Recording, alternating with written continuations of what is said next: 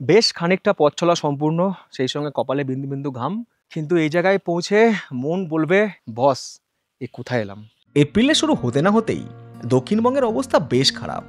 গরম গরম, বাপরে গরম। বাড়িতে এসি, কাজের জায়গাতে এসি, সর্বোপরি গাড়িতেও এসি।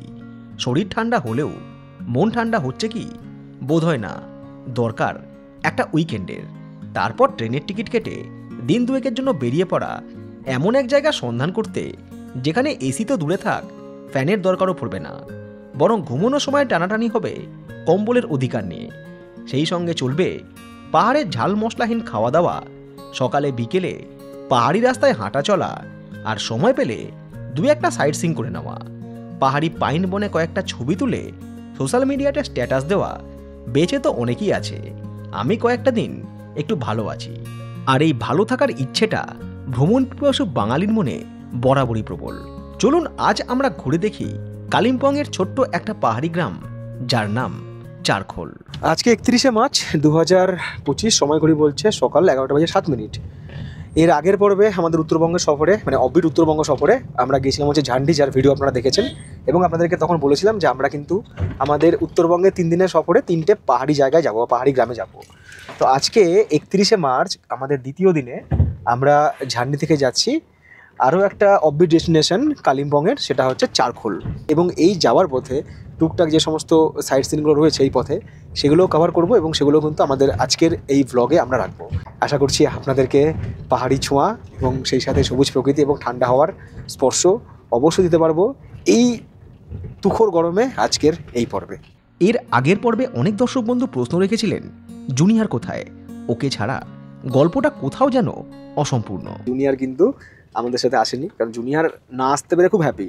ও দাদু ঠাকুমার কাছে আছে এবং ও বলে দিয়েছে তোমরা যাও, আমি কোথাও যাবো না। চিকেন পকোড়া ও খাওয়া দাওয়া, টিভি এসব নিয়েও আছে, মোবাইল মানে আগেই রিজেক্ট করে দিয়েছে। এবং ওর মা যে চলে এসছে ও ভীষণ হ্যাপি। মা নেই বাড়িতে, মা চলে যাবে, মাকে বলতে মা তুমি যাও। এবং ওর মা যখন অফিস যায়, ওর মা অফিস গেলে খুব হ্যাপি হয়। মাঝে মাঝে মনে হয় ওই কাবুলিওয়ালার মিনির মতো আমাদের জুনিয়র এখন অনেক বড় হয়ে গিয়েছে, কিছুটা স্বাবলম্বীও বটে। তাই বেড়াতে নিয়ে চলো এই ব্যাপারটা আর হয়তো আসে না। যাই হোক, ঝান্ডি থেকে চারকোল যাওয়ার পথে একটা রিভার বেডে এসে আমাদের গাড়ি দাঁড়ালো। ড্রাইভার সাহেব বললেন ছবি তুলে নিন, ভালো জায়গা। এই ঝান্ডি থেকে চারখোল যাওয়ার পথে রাস্তা পুরো স্টিপ, হ্যাঁ, নিচের দিকে নেমে আসতে হচ্ছে। এবং এখানে একটা নদী রয়েছে, এই নদীর নাম হচ্ছে গীতখোলা নদী। এই যে রাস্তাটা পুরো নদীর মধ্যে দিয়ে, বর্ষাকালে বোধহয় এই নদীর ওপর দিয়ে যাওয়া যায় না, তখন হয়তো কোনো বিকল্প রাস্তা রয়েছে। কিন্তু এখন যেহেতু নদীতে জল কম, তো এখান দিয়ে কিন্তু আমাদের গাড়ি যাচ্ছে চারখোলের দিকে। যারা এই পাখি ছবি টবি তুলতে ভালোবাসে না, তাদের জন্য নাকি এটা খুব সুন্দর জায়গা। ওখানে দুজন রয়েছেন যাদের হাতে পাখি ছবি তোলার জন্য বড় আর কি ক্যামেরা রয়েছে, ওয়াইল্ড লাইফ ক্যামেরা যাকে বলে, বড় জুম লেন্সওয়ালা। দারুণ একটা হাওয়া দিচ্ছে, সেই সঙ্গে নদীর কুলকুল শব্দ। আর যারা ফটোগ্রাফি করতে ভালোবাসেন তারা যদি এই পথে আমারই মতো আসেন, তো এখানে কিন্তু ফটোগ্রাফি করে নিতে পারবেন আপনাদের স্মৃতি হিসাবে। তো আমরা এখানে দু একটা ফটোগ্রাফি করবো। আমার ছবি তুলে দাও।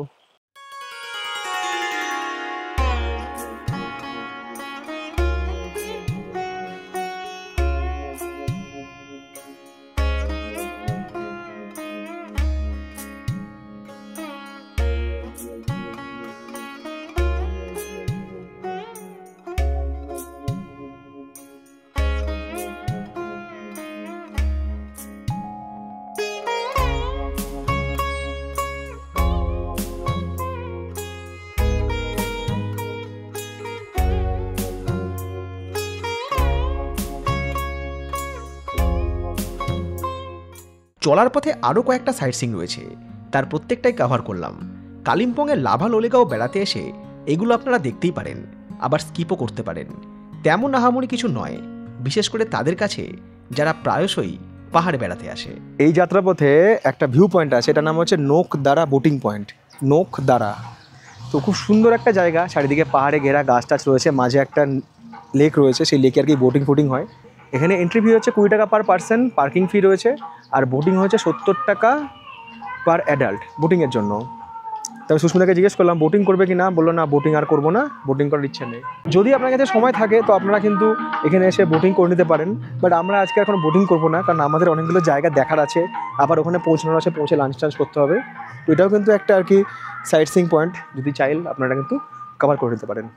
আমাদের আজকের যাত্রাপথে একটা সাইট সিন রয়েছে, এটা হচ্ছে জোরেং ভিউ পয়েন্ট। জোরেং ভিউ পয়েন্ট যাওয়ার জন্য টিকিট রয়েছে এখানে। টিকিটের দাম হচ্ছে এখানে 20 টাকা। তো এখান থেকে টিকিট সংগ্রহ করে একটু দেখে আসবো। টিকিট নিয়ে নিয়েছি জোরেং ভিউ পয়েন্ট দেখার জন্য। জায়গাটা খুব সুন্দর, সুন্দর এই অর্থে চারিদিকে এরকম গাছ রয়েছে, খুব সুন্দর হাওয়া দিচ্ছে, ফুল টুলো রয়েছে অনেক, পাহাড়ি ফুল পাহাড়ি গাছ। জায়গাটা ডেঞ্জারাস, তার জন্য এরকম করে ঘিরে দিয়েছে। এইভাবে রাস্তা ঘুরে ঘুরে গিয়েছে নিচে যাওয়ার জন্য। এইরকম কিছু রাস্তা রয়েছে, এরকম সিঁড়ি রয়েছে, এই সিঁড়ি ধরে নিচে নামতে হবে। এরকম কাঠের সিঁড়ি রয়েছে, তার মধ্যে দিয়ে যেতে হবে। যদি মনে করেন যে একটু অ্যাডভেঞ্চারের ফিলিংস নেবো তাহলে আসতে পারেন। তবে যারা বয়স্ক মানুষ তাদের একটু সমস্যা হতে পারে, যেহেতু কাঠের সিঁড়ি, তো সিঁড়ি ধরে ধরে নামতে হবে, একটু সাবধানে পা ফেলতে হবে। আর এই ভেতরটায় ভীষণ ঠান্ডা, পুরো পাহাড়ের সব ফাটল, একদিক থেকে হাওয়া আসছে, ভেতরটা ভীষণ ঠান্ডা, বাট ভালো লাগবে এখানে এসে। আমার যেমন হয় কখনো এই পাথরটা জোড়া ছিল, পাথরটা ভেঙে গিয়েছে, তার জন্য ছবিটা অর্ধেক হয়ে গেছে। বা এটা হতে পারে পাথরটা হয়তো প্রথম থেকে এরকমই ছিল, ছবিটা ভেবে আঁকা হয়েছে। আর এই ধারে দাঁড়ালে বাবারে মাথা ব্যথা ঘুরবে, এত নিচ, ওই নিচ দিয়ে রাস্তা, ছোটো ছোটো ঘরবাড়ি।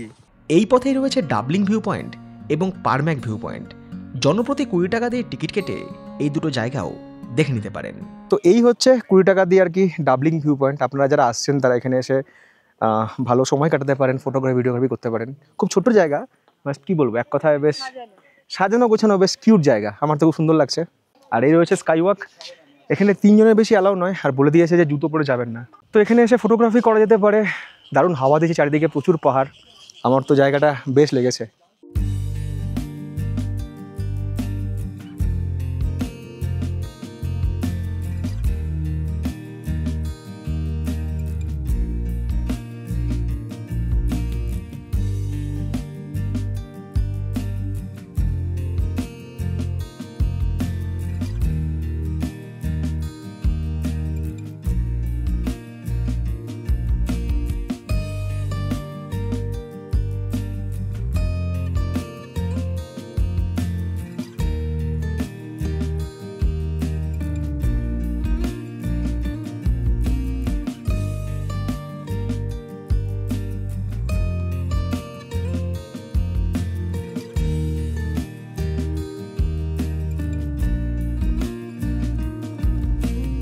তবে এই জায়গাতে না চারিদিকটা ফাঁকা, তো ঠান্ডা হাওয়া দিচ্ছে। এবার আমি যেহেতু স্লিভলেস পরে এসেছি, আমার জন্য ঠান্ডা লাগছে আর কি। বডিও চরম তোমার ঠান্ডা। কমে গেছে, ঠিক আছে বলো, জিমে যেতে হবে তো তোমাকে নাকি? জিম তো কোথাও করতে পারছি না, না ঘরে না বাইরে, না কোথাও না, তো হচ্ছে তোমাকে না। ছাদের উপর জিম খুলতে হবে তাহলে। ছাদের উপরে জিম খুলবো? হ্যাঁ, ছাদ জীবনটাই তো হয়ে গেছে এখন ঘোড়ার সবাই ডিম। বাড়িতেই জিম করে না, সময় কোথায় আছে? করতে হবে। আমার না আছে এডিটার, না আছে স্ক্রিপ্ট রাইটার, না আছে কোনো কিছু, একাই চালাচ্ছি কিন্তু সবকিছু। পারছো না তা তো না, লোকের এবার উপর ডিপেন্ড কেন থাকবে? নিজেকে যখন সময় পারবে দিতে পারছি না তখন- না।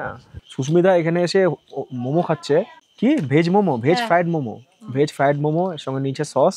আর আমি এখান থেকে নিয়েছি ছোট্ট একটা কোক, চা কফি খেতে ইচ্ছা করছে না, কোকটা বেশ ভালো লাগছে এখানে খেতে। একটা ট্রিপে এসে তো 5 টাকা চা খাওয়াতে পারো, হ্যাঁ 5 টাকা দিয়ে চা খাওয়াতে পারো আমাকে। 90 না, দিয়ে দাও, দিয়ে দাও, চলো পাঁচটা তোমার কাছে রেখে দাও, ভালো হবে। না দাদা 10 রুপিয়া দিজিয়ে। ব্যাগটা সঙ্গে আনে না, ব্যাগও আনে না, আর বলছে ফোনপেতে ইউজ করে, ফোনপে ইউজ করে না। এই হচ্ছে লোলেগাঁওয়ের ইকো পার্ক। এটাও একটা টুরিস্ট অ্যাট্রাকশন পয়েন্ট, সবাই গিয়ে এখানে ছবি টবি তুলছে, খুব সুন্দর জায়গা। লোলেগাঁও থেকে কিছুটা আসার পর মেন রোড থেকে একটা রাস্তা ডান দিকে কাট নিচ্ছে, এই রাস্তাতেই রয়েছে হচ্ছে চারখোল। একটু রাস্তাটা দেখিয়ে দিই আপনাদেরকে। আর এখানে একটা ভিউ পয়েন্টও রয়েছে, এটা হচ্ছে সানরাইজ ভিউ পয়েন্ট। সামনে লেখা আছে রাস্তার ধারেই সানরাইজ ভিউ পয়েন্ট, বাট আমি কোনো ভিউ পয়েন্টে এখন আর যাবো না, কারণ এদিকে লেট হয়ে গেছে আর এখন সানরাইজের সময়ও নয়। পাহাড়ে আসলে না ওয়েদার ভালো হয়ে যায়, প্রকৃতি ভালো হয়ে যায়, কিন্তু আমার আবার কিছু কিছু স্বভাব খারাপ হয়ে যায়। এই যে কুরকুরে, রাস্তার ধারে একটা দোকান রয়েছে, এখানে দেখলাম হচ্ছে কুরকুরে, জানি এগুলো খাওয়া ঠিক না, সমতলে খাই না, বাট পাহাড়ে আসলে গাড়িতে বসে রাখতে রাখতে যখন ভালো লাগে না, একটু কুরকুরে চিপাই, ব্যাপারটা এরকম। এই বাঁ দিকে যে রাস্তা চলে যাবে হচ্ছে পানপুর দিকে, আর এই যে ডান দিকে রাস্তাটা উঠে যাচ্ছে এইটা যাবে হচ্ছে চারখোলের দিকে। কালিম্পং জেলার ছোট্ট একটা পাহাড়ি গ্রাম এই চারখোল। কালিম্পং শহর থেকে মাত্র 27 কিলোমিটার দূরের এই গ্রাম থেকে কাঞ্চনজঙ্ঘার দারুণ ভিউ পাওয়া যায়। এনজিপি থেকে এই জায়গার দূরত্ব মাত্র 80 কিলোমিটার, সময় লাগতে পারে ম্যাক্সিমাম 3 ঘন্টা। রাস্তাঘাট যথেষ্টই ভালো, আর সব বয়সের পর্যটকরা এখানে এসে 2 দিন ছুটি কাটিয়ে ঘুরে নিতে পারেন কালিম্পং এবং তার আশেপাশের বিভিন্ন টুরিস্ট অ্যাট্রাকশন পয়েন্ট। সমুদ্রপৃষ্ঠ থেকে এই গ্রামের উচ্চতা 5550 ফুট, আর বেড়াতে আসার সব থেকে ভালো সময় অক্টোবর থেকে মার্চ মাস। ক্যামেরা ধরার জন্য 5000 টাকা নিবা, আর তোমাকে যদি ফ্রিতে সব জায়গায় ঘুরে নিচ্ছি, ঘুরছো যেগুলোতে আরাম করে ঘুরছো মহারানী সেজে, আনবো না, অন্যজনকে নিয়ে আসবো। সময় ঘড়ি বলছে বেলা 2:35। আমরা পৌঁছে গেছি চারখোলে। কাঞ্চনজঙ্ঘা দেখতে পাওয়ার কোনো আশা নেই, কারণ এই 2-3 দিন যা মেঘলা ওয়েদার, হাওয়া দিচ্ছে, আকাশের যা অবস্থা, সূর্যই দেখা যাচ্ছে না ঠিক মতো, কাঞ্চনজঙ্ঘার কি দেখা যাবে। वेलकम एकदम आप लोग को। थैंक यू और बड़े और फले फूले। हाँ आपका भी सब कुछ अच्छा हो। পাহাড়ের মানুষের এই যে ওয়ার্ম ওয়েলকাম না, এটাই খুব সুন্দর লাগে। মানে এখানেই পাহাড়ের মানুষরা সমতলের মানুষকে আপন করে নেয়, আর এই জন্যই তো আমরা বারবার ছুটে আসি পাহাড়ে। চারখোলে আমাদের হোমস্টের নাম ডেকিলিং ভিউ পয়েন্ট। জানলা খুলে দিলেই সামনে পাহাড়, আর দূরের ওই গ্রামটার নাম সামথার। যদিও কাঞ্চনজঙ্ঘার ভিউ এই দিকটাতে নেই, এক ঝলক দেখে যা মনে হলো ছোট্ট পাহাড়ি গ্রাম হলেও এখানে হোমস্টের সংখ্যা অনেকগুলোই রয়েছে, কিংবা আগামীতে তৈরি হচ্ছে। ঝান্ডির মতো চারখোল ততটাও নির্জন নয়। 3 জনের রুম হচ্ছে এটা, রুম নাম্বার 1, এবং রুমটাও বেশ ভালো, খাটটাটাও বেশ সুন্দর। 3 জন খুব ভালো মতো বসে যাবে, এখানে বসে টুকটাক কাজও করা যাবে। ইলেকট্রিক কেটেল রয়েছে চা করার জন্য, এখানে চা কফির সরঞ্জাম রয়েছে, জলের বোতল রয়েছে। জানলা খুলে দিয়ে বিছানায় বসে যদি চা খাই আর এরকম হাওয়া আছে, সামনে পাহাড় দেখতে পাই, মন এমনি ভালো হয়ে যায়। হ্যাঁ, সামনে কিছু অবস্টাকেলস রয়েছে, এগুলো না থাকলে, যদি পুরোটা ক্লিয়ার থাকতো তাহলে আরও ভালো লাগতো। মানে পাহাড়ের সাথে হার্টের কানেকশনটা, মানে হার্ট টু পাহাড় কানেকশনটা আরও বেটার হতো। সময়ের নিয়ম মেনেই বেলা ক্রমশ ফুরিয়ে আসছিল, আর এমনিতেও সারাদিন ঘোরাফেরা করার পর খিদেরাও পেয়েছিল জোরদার। একটু অপেক্ষার পরেই এই হোমস্টের ওনার প্রবীণা দিদি জানালেন, খাওয়ার রেডি, আপনারা নিচে চলে আসুন। সেখানে পৌঁছে আয়োজন দেখে চক্ষু চড়ক গাছ, কত কিছুর বন্দোবস্ত এক টেবিলে এক ছাদের নিচে। যেখানে রয়েছে ভাত, এদিকে রয়েছে ডিম কষা, মুসুরির ডাল ধনিয়া পাতা দিয়ে, আর আমার খুব পছন্দের আলু মাখা, এটাই মিস করছিলাম।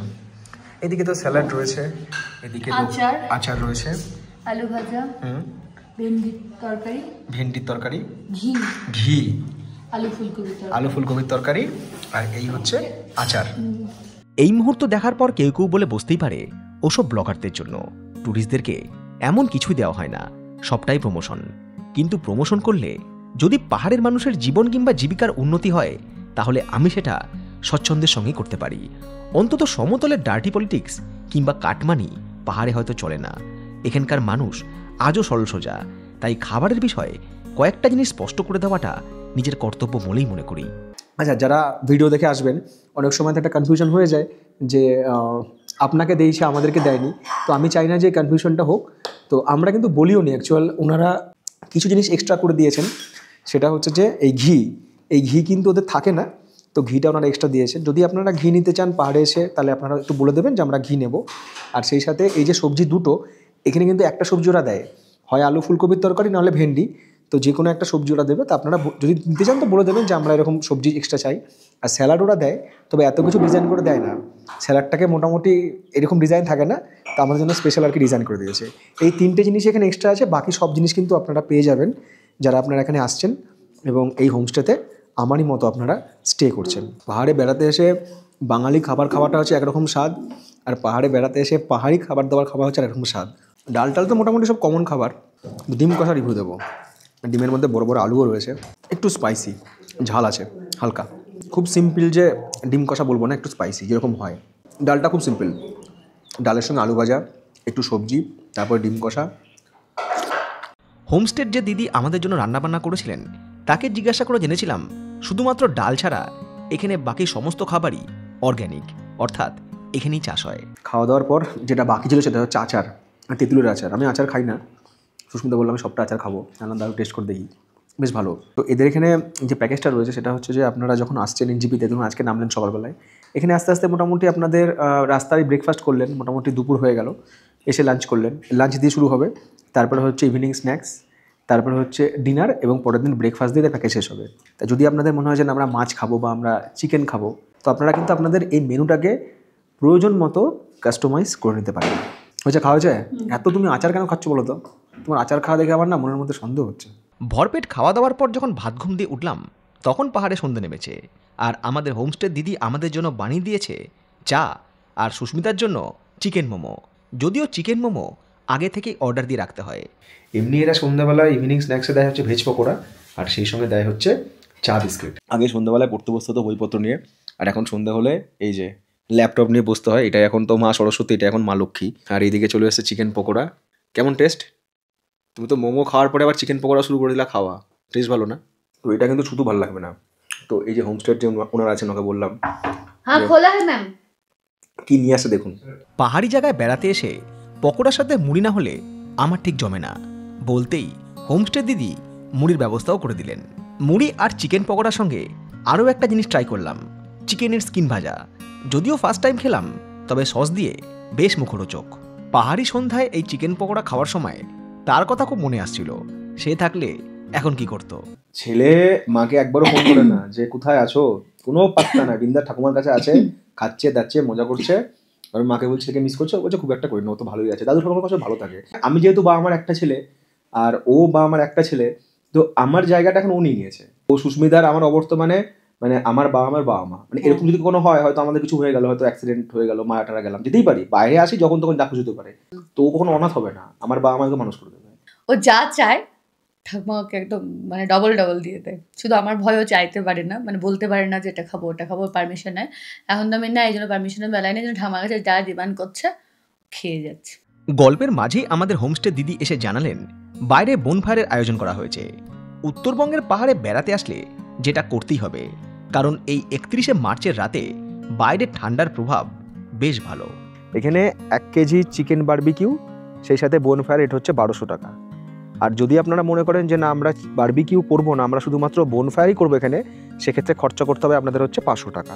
তবে এই জায়গায় বারবিকিউ প্রিপেয়ার করা নিয়ে একটু সমস্যা রয়েছে, কারণ পাশেই রয়েছে নাগ দেবতা মন্দির। আগুনে ঝলসানো মাংস পোড়া ধোঁয়া যাতে মন্দিরের দিকে না যায়, সেই ব্যাপারে পাহাড়ের মানুষ খুবই সচেতন। এখানে না খাওয়াই বেটার। হ্যাঁ, এখানে আপনারা দেবেন অত টাকা, এখানে না খাওয়াই বেটার, এই জন্যই কথাটা বললাম, কারণ এখানে এরা সাইডে গিয়ে বানাবে। তো এবার এদেরকে একটা জিনিস দেখলাম যে এদের এইসব বানানোর মধ্যে না একটু মানে ইয়ে রয়েছে, বলে না ছুতমার্ক রয়েছে, স্বাভাবিক কথা, ঠাকুরের জায়গা আর পাহাড়ের লোকজন না এই ব্যাপারগুলো খুব মানে। তো এখানে যদি আপনারা বারবিকিউ অন্য না জায়গায় করেন তো আমার মনে হয় বেটার না করতেই পারেন, বনফায়ারটা করে নিন। কারণ বারবিকিউ কিন্তু মানে অতটাও যে টেস্ট ভালো লাগলো না, বারবিকিউয়ের মতো বারবিকিউ নয়, এরা একটু ডিফারেন্টভাবে বানিয়েছে বা অন্য কোথাও তো বানিয়েছে। এবার যেভাবে আগুনে অনেকক্ষণ ধরে সময় নিয়ে ঝলসে এটাকে বানানো হয়, সেরকম কিন্তু নয়, অনেকটা চিকেন সেদ্ধর মতো। চিকেনটা যেমন আমরা হালকা তেল দিয়ে কড়াই ঢাকা দিয়ে করি, ওরকম একটা সুন্দর। সময় বলছে রাত 10টা বেজে 10 মিনিট, ঠান্ডা বাইরে মারাত্মক। তো আমরা এসেছি ডিনার করতে, অনেকটা দেরি হয়ে গেছে, আমাদেরকে 9:30 সময় ডাক দিয়েছিল, তার কাজ করছিলাম বলে দেরি হয়ে গেছে। আর না মানে এত কিছু খাওয়ার পরে খিদেও অতটা পাইনি। আজকে এমনিতে বেলা করে খেয়েছি, তারপরে আবার ওই তখন মোমো টোমো এটা ওটা খেয়েছি, সেই অর্থে খিদে নেই, কিন্তু যেহেতু দেখাতে হবে এটা যে কি খাওয়া আছে না আছে। ব্যবহারটা হচ্ছে অমায়িক। একদম মানুষের খুব সুন্দর, দিতে খুব বিরক্ত হয়, কিন্তু উনি পেশেন্স খুব বেশি, ধৈর্য সহকারে আপনাকে স্যাটিসফাই করে দেন যতক্ষণ না আপনি হবেন ঠিক আছে। সুস্মিতা রুটির সাথে বাটার নিয়েছে। আর চিকেনটা তো সবার জন্যই থাকবে, চিকেন, রুটি, ভাত, ডাল, সবজি, এগুলো হচ্ছে সবার জন্য কমন। আলু চোখা, সেই সঙ্গে ডালও দিয়েছে আর ভাতও রয়েছে, মানে সব রকম অপশান আছে। পাহাড়ের যেমন সৌন্দর্য, তেমনি কিন্তু পাহাড়ের মানুষের ব্যবহারটা ভীষণ ভালো, মানে এটাই কিন্তু আমাদের সবচেয়ে দরকার হয়। আতিথেয়তা যেটার জন্য আমরা আর কি আসি, এটা খুব সুন্দর। তো যারা আপনারা চারখোল প্ল্যান করছেন এবং এই হোমস্টেতে আসছেন, ভিডিও দেখার পরে আশা করি আপনারা হতাশ হবেন না এবং ভালো লাগবে আপনাদের খাবার দাবার, আতিথেয়তা। এই হোমস্টের খরচ বা প্যাকেজ সম্পর্কে জানিয়ে রাখি। সিজন, অফ সিজন এবং মিড সিজন অনুযায়ী এখানে পার হেড পার ডে হিসাবে খরচ ধার্য করা হয়, যা 1200 থেকে 1400-র মধ্যেই থাকে। এনজিপি থেকে পিক আপের জন্য গাড়ি পিছু খরচ হয় 4000 থেকে 4500 টাকা। সময় ঘড়ি বলছে 10:35। রাত 10:35। পাহাড় অনেক আগেই শান্ত হয়ে গিয়েছে, চুপচাপ হয়ে গিয়েছে, সেই সঙ্গে সময় এসছে আমাদেরও ঘুমিয়ে পড়ার। তবে যেহেতু দুপুরে ঘুমিয়েছি, সেহেতু ঘুমোতে একটু দেরি হবে আজকে। তো এখন বসে আর কি ভিডিও এডিটিং করছি। অরুণাচল প্রদেশের 3য় পর্ব, এমনিতে অরুণাচল প্রদেশের ভিডিওতে ভিউজ নেই, তো ঠিক আছে, তবুও এফোর্ট দিয়ে করতে হবে, ভিউজ থাকুক না থাকুক আমার কাস্টমার করতে হবে, বাকিটা আপনাদের হাতে। দেখা হচ্ছে আগামীকাল সকালে। কিন্তু যাবো আমরা পাইন ফরেস্ট। আমার জানি কৌশিক উঠতে পারবে না, কিন্তু আমি উঠে গিয়ে পাইন ফরেস্টটা কভার করে আসবো, কারণ কৌশিককে আমি ঠেলা মারি, প্রচুর ঝগড়া করে, জানেন তো, প্রচুর ঝগড়া করার, আর গলার আওয়াজ না খামামামাম করে। ঠিক আছে, থ্যাংক ইউ। হ্যাঁ, তো যাই হোক, আমার গলার আওয়াজ খারাপ বলতে তো অনেক সময় পছন্দ করে। হ্যাঁ ঠিক আছে, শোনেন, তখন তো আলাদা কথা। হ্যাঁ বলো, এই যে আমি রিডিং করছিলাম, না ডায়লগগুলো আমি করছি। যাই হোক শোনেন, কালকে এখানে একটা পাইন ফরেস্ট আছে, সেটা আমরা দেখতে যাবো, আপনাদেরকেও দেখাবো। Tata, good night, good night, love you. 1 April 2025, আজকে এপ্রিল ফুল, সবাই বলে বোকা বানানোর দিন। প্রকৃতি অলরেডি আমাদেরকে বোকা বানিয়ে রেখে দিয়েছে, কারণ আজ সকালেও মোটামুটি কাঞ্চনজঙ্ঘা দেখা নেই, তবে জানলা খুলে দিলে বেশ সুন্দর রোদ উঠেছে, হাওয়া দিচ্ছে, পাখি ডাকছে, বেশ সুন্দর একটা স্নিগ্ধ পরিবেশ যাকে বলে। আর এই স্নিগ্ধ পরিবেশ দিয়ে শুরু হচ্ছে আমাদের চারখোলের প্রথম সকাল। আর শুধু পরিবেশই নয়, সকাল শুরু করার জন্য একটা জিনিসের দরকার, সেটা হচ্ছে কি আছে? চার বিস্কুট। সুস্মিতা চার বিস্কুট নিয়ে বসে পড়েছে, আমিও বিস্কুট নিয়ে বসবো, মানে চাবি ধার নিয়ে বসবো। কাল রাত্রে দুর্দান্ত ঘুম হয়েছে, যত ক্লান্তি মোটামুটি লাঘব হয়ে গিয়েছে। চা পর্ব শেষ করে একটু ফ্রেশ ট্রেশ হয়ে শীতকালের জায়গায় এসে না মানে একটু মানে ঘুম থেকে উঠবো, জামা কাপড় পরবো, আবার বেরোবো, আবার হাঁটবো, খুব অলস্য লাগে। তো যাই হোক, সমস্ত অলস্যতা কাটিয়ে বেরিয়ে পড়লাম। একটু আগে বেরোলে ভালো হতো, মোটামুটি সকাল 8টার দিকে। এখন প্রায় 9টা বাজতে চললো, অনেকটা দেরি হয়ে গেছে। তো সুস্মিতা বললো যে পাহাড়ে পড়বো বলে নতুন নতুন সব ড্রেস কিনেছি, তা ড্রেসগুলো আমার আর পরাই হলো না, কোথায় পরবো আর, সবই তো অব্বির জায়গা, মানে আমরা তো আর কোনো টাউনে যাচ্ছি না বা সন্ধ্যাবেলা বেরোচ্ছি না, তাহলে এই পাহাড়ি পথেই পরে নাও, কয়েকটা ফটোশ্যুট করে দিই, তোমার সোশ্যাল মিডিয়া আপলোড করে দেবে।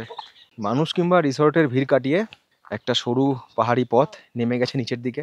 হয়তো এই পথ ধরে গেলেও নিচে পাওয়া যাবে কোনো পাহাড়ি গ্রাম, ঘরবাড়ি। তো এই যে জঙ্গল ট্রেলটা না, এই যে আশেপাশে প্রচুর গাছ আছে, সব গাছের নাম তো জানি না, তো জঙ্গল ট্রেলটা কিন্তু ভীষণ সুন্দর।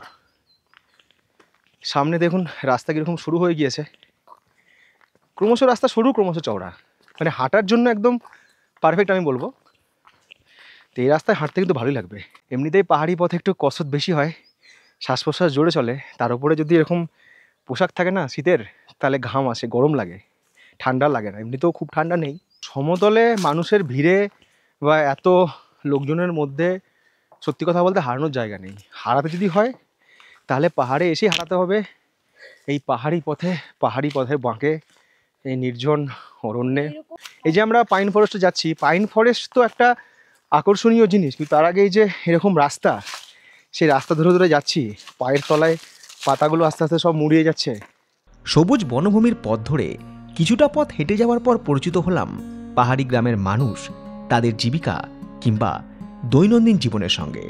পাহাড়ি গ্রামে রাত্রিবাস কথাটা কোথাও যেন সার্থকতা পেল এই জায়গাতে এসে, এবং আমি নিশ্চিত আগামী দিনে আপনাদের মধ্যে যারা যারা এই জায়গাতে আসবেন, ঠিক আমারই মতো অনুভূতি নিয়ে আপনারা ফিরবেন। আরে পাহাড়ের ছাগলগুলো দেখো, এরকম বিশাল বিশাল লোম। হ্যাঁ এই দেখো ছোট ছোট ছাগল ছানা। महिला है मुर्गी का घर। और यहाँ पर क्या पकड़ा है? ছাগলের খাবার, গরুর খাবার, গরু কাউ কা না, गरु को दाना। হ্যাঁ গরু কা দানা। এটা গরুর খাবার হচ্ছে। আচ্ছা, আমরা চারখোলের একটা গ্রামের ভেতর, তো এই দাদাকে জিজ্ঞেস করবো যে এদের জীবিকা নির্বাহ কি করে হয়। आप लोग का काम क्या है भैया? हाँ, हम ये खेती बाड़ी। एग्रीकल्चर का काम करेंगे। एग्रीकल्चर का। अरे हाँ, ये मुर्गी छागल ये क्या करते हैं आप? हाँ, ये पालता है, बिजनेस करता है, बिजनेस करते हैं, कोई इसी का खाता है, सेल करता है। सेल मतलब ये बकरी आप सेल भी करते हो? हाँ, सेल भी करता है। ये मुर्गा भी आप सेल करते हो? मुर्गा हाँ करता है, मुर्गा अंडा देता है। देता है तो। और आपका खुद का जमीन है? हाँ, जमीन है इसका। क्या चाष करते हैं आप वहाँ पे? हाँ? क्या करते चाष? खेत में क्या होता है खेत ज्यादातर? में देखो ना, ये इलायची होता है। इलाच, बंगाली में बोलते हैं इसको इलाच। थोड़ा दिखा दो हमको। अच्छा, এই যে এখানে আসো, কই এটা এ না ভাইয়া, हाँ हाँ, এই যে এই হচ্ছে এলাচের ফুল। হ্যাঁ, এই যে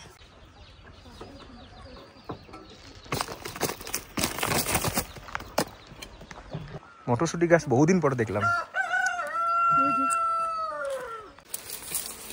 একটাই না, বাহ, পাহাড়ে এসে পাহাড়ি মটরশুঁটি। পাহাড়ে এসে সব খাবারই তো এখানে অর্গ্যানিক, না মটরশুঁটি খেয়ে দেখো কিরকম। তার মানে আমরা যে এখানে এসে ফুলকপি বাঁধাকপি খাচ্ছি, সেটা কিন্তু এখানে চাষ করা। আপনারা যারা চারখোলে আসছেন না, ভিউ পয়েন্ট তো আপনারা দেখছেন ঠিকই আছে, বাট এই পাইন ফরেস্টে আসুন, তাহলে কিন্তু এখানকার গ্রাম্য পরিবেশের সাথে, না আমরা অনেকেই তো আছি গ্রাম পছন্দ করি বা গ্রাম্য পরিবেশ, পাহাড়ের গ্রাম্য পরিবেশের সঙ্গে একটু পরিচিত হতে চাই, তাহলে কিন্তু সেই পরিচিতি আপনাদের ঘটেই যাবে। বেশ খানিকটা পথ চলা সম্পূর্ণ, সেই সঙ্গে কপালে বিন্দু বিন্দু ঘাম, কিন্তু এই জায়গায় পৌঁছে মন বলবে বস এ কোথায় এলাম।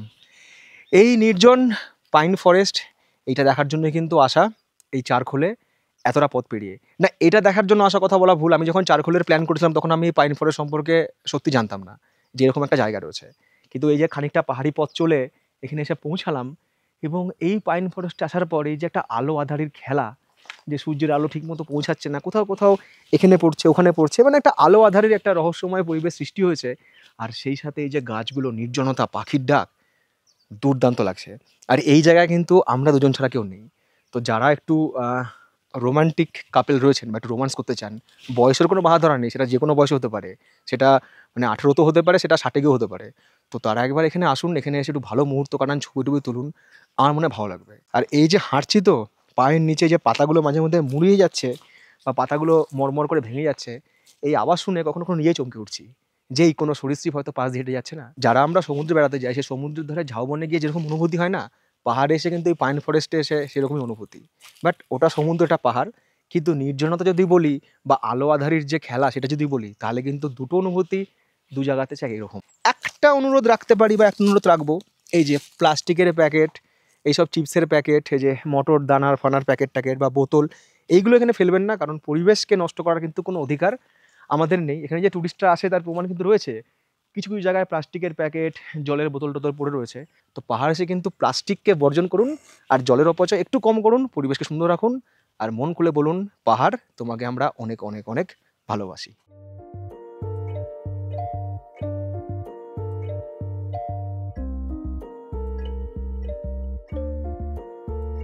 তুই কি জানিস ভালোবাসা কি করে যে হয়? তুই কি বুঝিস আমার মন কি বলতে যে চায়? শুধু আমি জানি তুই ছাড়া আমি, চাঁদ ছাড়া পৃথিবী অন্ধকারময়, প্রেম কি বোঝে প্রেমিকার খোঁজে, কত যেন না মেলা উত্তরের মিল।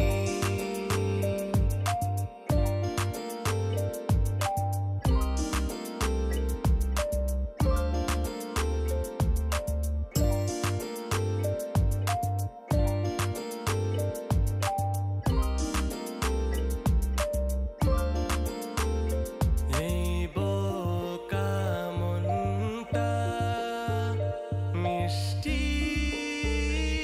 ছোঁয়াতে আবার ডানা মেলে উড়তে চায়। ফিরে যাওয়ার পথে ওই পাহাড়ের ওপরে 3-4টে কুকুর আমাদের দিকে ঘেউ ঘেউ করছে। মোটামুটি ওরা পজিশন নিয়ে নিয়েছে, আমাদের দিকে এগিয়ে আসছে। সুস্মিতার অবস্থা টাইট হয়ে গেছে, বলছে কি করবো, চলো চলো চলো। কিচ্ছু হবে না, গুরুকে ভয় পাওয়ার কোনো দরকার নেই, পাহাড়ের গুরু কামড়ায় না। হ্যাঁ ঠিক আছে, ঠিক আছে, কিচ্ছু করবে না ওরা, কিচ্ছু করবে না। হ্যালো, ওরা শুকবে, কিছু করবে না। দেখো এখানে খাবার কিছু নেই বাবু, খাবার কিচ্ছু নেই আমাদের কাছে। চলো তোমরাও চলো আমাদের সাথে, চলো চলো চলো, ভয় পেও না, চলো তোমরাও চলো। আমাদের কাছে খাবার কিচ্ছু নেই, খাবার কিচ্ছু নেই বাবু, খাবার কিচ্ছু নেই। তোমরাও তো ফ্রেন্ড, চলো, ভয় পেও না, কিচ্ছু করবে না তোমাকে। ও তোমাকে শুকবে, ছুটবে না, কিচ্ছু করবে না। এবার থেকে না কিছু বিস্কুট সঙ্গে আনতে হয়, বুঝলে, পাহাড়ে আসলে এরকম নির্জনে, লোকজন নেই তো। হাঁটাহাঁটি করার পর খিদে প্রচুর পেয়ে গেছে। ব্রেকফাস্ট করে যাওয়া উচিত ছিল, বাট আমরা এসে ব্রেকফাস্ট করছি। দিদি আর কি গরম গরম লুচি বানিয়ে দিয়েছে, খুব সুন্দর। এখানে যারা ব্রেকফাস্ট করবেন 4 রকম অপশন পাবেন, রুটি, লুচি, আলুর পরোটা আর হচ্ছে ম্যাগি। কিন্তু ব্রেড বাটার এখানে পাবেন না, কারণ ব্রেড বাটার এরা ম্যানেজ করে দিতে সমস্যা হবে এদের। তো আমরা লুচি নিয়েছি, লুচিটা খুব সুন্দর হয়েছে, বেশ ভালো লাগছে খেতে। আর আমার সেই কালকের চিকেন দিদিকে বলছিলাম যে দিদি সকালে গরম করে দিন, কাল রাতে খেতে পারিনি। তো চিকেন আর হচ্ছে লুচি। ব্রেকফাস্ট করতে করতে বেজে গেল সকাল 11টা। বেশ খানিকটা দেরি করে ফেললাম পরবর্তী গন্তব্যে যাওয়ার পথে। সময় এসছে পাহাড়ের সঙ্গে সম্পর্ক ছিন্ন করা, সেই সঙ্গে আমাদের দিদি প্রবীণাদি। তো প্রবীণাদিকে বিদায় জানানোর, বিদায় বলার। আবারও কোনো দিন ফিরবো নতুন কোনো পাহাড়ের গল্প নিয়ে, হয়তো এই জায়গায় বা অন্য কোনো জায়গায়। সবাই ভালো থাকুন, সেই সঙ্গে দিদিকে অনেক ধন্যবাদ। আশা করি এই ভিডিও দেখার পর যে গেস্টরা আসবেন তারাও খুব ভালো অভিজ্ঞতা নিয়ে এখান থেকে ফিরবেন। হোমস্টে দিদিকে এবারের মতো বিদায় জানিয়ে রওনা দিলাম উত্তরবঙ্গের আরও একটা অব্রিক গ্রামের উদ্দেশ্যে। ফিরবো সেই গল্প নিয়ে খুব তাড়াতাড়ি, এই গরমে ঠান্ডার ছোঁয়া দিতে। সবাই ভালো থাকুন, সুস্থ থাকুন, আর লাভ ইউ।